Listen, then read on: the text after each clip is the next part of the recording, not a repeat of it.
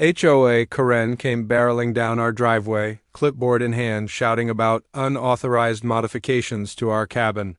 She didn't care that we were miles outside HOA jurisdiction or that it was 6 in the morning. She wanted inside.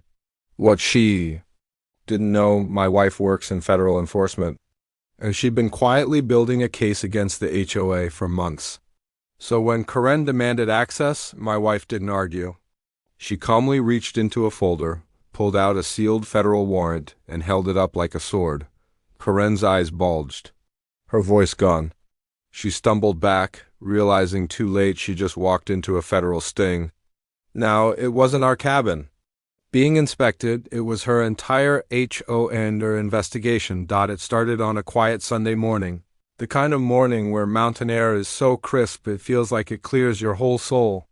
Our cabin, nestled at the edge of a national forest, was miles away from any typical HOA jurisdiction.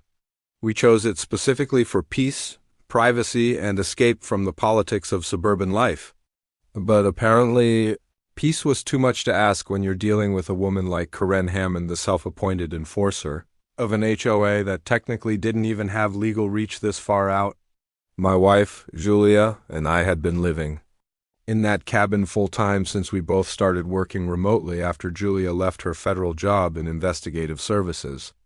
Unbeknownst to Karen and most of the neighborhood, Julia had maintained her clearance and had quietly picked up freelance work as an external investigator for the Department of Housing and Urban Development, especially looking into corruption and overreach by private homeowner associations. So, when Karen began patrolling near our property line with a clipboard and binoculars like some kind of low-rent detective, Julia didn't panic. She documented. That morning, Karen came barreling down our gravel driveway, her oversized SUV, kicking up clouds of dust like a sandstorm. She parked it sideways across the drive, blocking it like she was serving some kind of arrest warrant. She stormed out in a fury, face red as a tomato, clipboard shaking in her hand. "This is an emergency inspection. You've been reported for unauthorized modifications to the exterior of your property," she shouted before even reaching the porch. She didn't bother knocking, just stomped up like she owned the place. Julia and I were sipping our coffee on the porch swing, watching her tantrum unfold like a reality show. "Karen, this cabin is not part of your HOA, you know that," I said, standing up calmly. "Don't you dare tell me where my jurisdiction ends. The OA rules extend to the lake perimeter and I have the right to inspect," she barked. That was a lie. We'd reviewed the bylaws. This cabin sat on private land bought long before the HOA was ever formed, and every legal document confirmed it was not under their purview. Still, Karen pushed her way up the steps like she was about to conduct a federal raid. That's when Julia stood up, walked inside without a word, and came back holding a slim leather folder. She opened it slowly, flipped past a few documents, and then pulled out a paper with a gold federal seal across the top. "This is a federal warrant," she said calmly. "What?" Karen scoffed, her voice wobbling slightly. "You think you can intimidate me with some fake paperwork?" Julia didn't flinch. "It's not fake. And it's not to intimidate you. It's to inform you that you've just crossed onto private property under investigation. The HOA's conduct has been under federal scrutiny for 6 months. Every complaint you've issued, every overreach, every misuse of HOA funds has been logged. You're not here to inspect. You're here as part of an active investigation." Karen's mouth flapped open, but no sound came out. She looked at the warrant, looked at Julia, and took a shaky step back. You didn't say anything about that?" "We don't have to," Julia said. "You just made our case stronger. You trespassed and attempted an unlawful inspection. All recorded." That's when I gestured up to the corner of our roof. Our motion-triggered camera had been recording the entire encounter. Karen's face drained of color. She didn't scream. Again, she didn't even argue. She just turned around, walked back to her SUV with stiff movements, and drove off without another word. But Julia knew better. This wasn't over. It was just beginning. Karen wasn't the top of the HOAS food chain. She was just the loudest. Karen disappeared for a few days after that morning. And for a brief moment, we thought maybe she'd gotten the message, but troublemakers rarely go away quietly.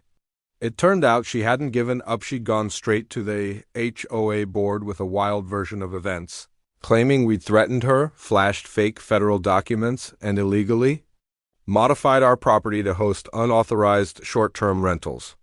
All of it was nonsense, of course, but it forced the hand of the very people we'd been investigating. The HOA leadership team, including President Martin Bellows, a man known for squeezing every penny he could out of homeowners under the guise of community standards. That same week, we received a certified letter from the HOA's legal representative demanding access for a comprehensive compliance inspection. Julia smiled when she read it. "Perfect," she said. "Now, we have legal retaliation.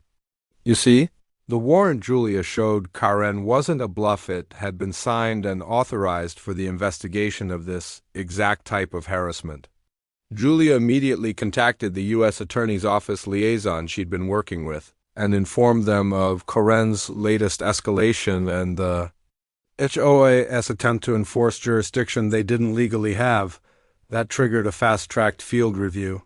Less than a week later, 3 unmarked black SUVs rolled up to the HOA office during their monthly board meeting.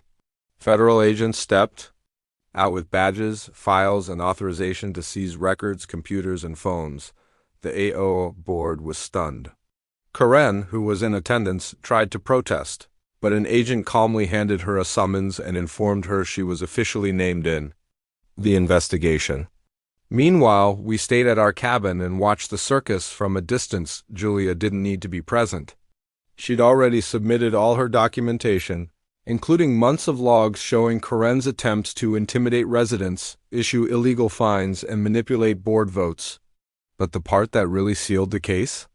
The video footage from our cabin porch showing Karen trying to force her way into our home, citing fake authority, and being served the very warrant that allowed the agents to raid their office. That video became the crown jewel of the case, shared internally among investigators and even laughed about off-record by the agents who viewed it. Karen's shrieking entrance followed by stunned silence was the exact visual metaphor for the HOA's entire operation, loud, entitled, and utterly unprepared for consequences. In the weeks that followed, subpoenas were issued to other homeowners, many of whom came forward with their own horror stories: fines for fence colors, threats over garden gnomes, and even one elderly couple who were nearly evicted for hanging an American flag. The evidence snowballed. Karen was suspended from the HOA board. Martin Bellows resigned before the indictments were made public. And Julia? She got a personal letter of commendation from the regional office of HUD for her work in exposing systemic abuse. As for the cabin, we got a formal apology from the new interim board and a legal declaration, affirming once and for all that our land was outside their jurisdiction. Karen moved out of the neighborhood 3 months later, citing stress from the investigation, though we all knew it was because she couldn't walk past a mailbox without someone giving her a knowing glare. The best part? Julia had one more surprise. When the investigation wrapped, she bought Karen's old property at auction for a fraction of its value. "We'll keep it as a guest house," she said with a grin, "and maybe put up a sign outside. Warrant served here." Peace returned to our cabin, and not even a screeching Karen could take that away again.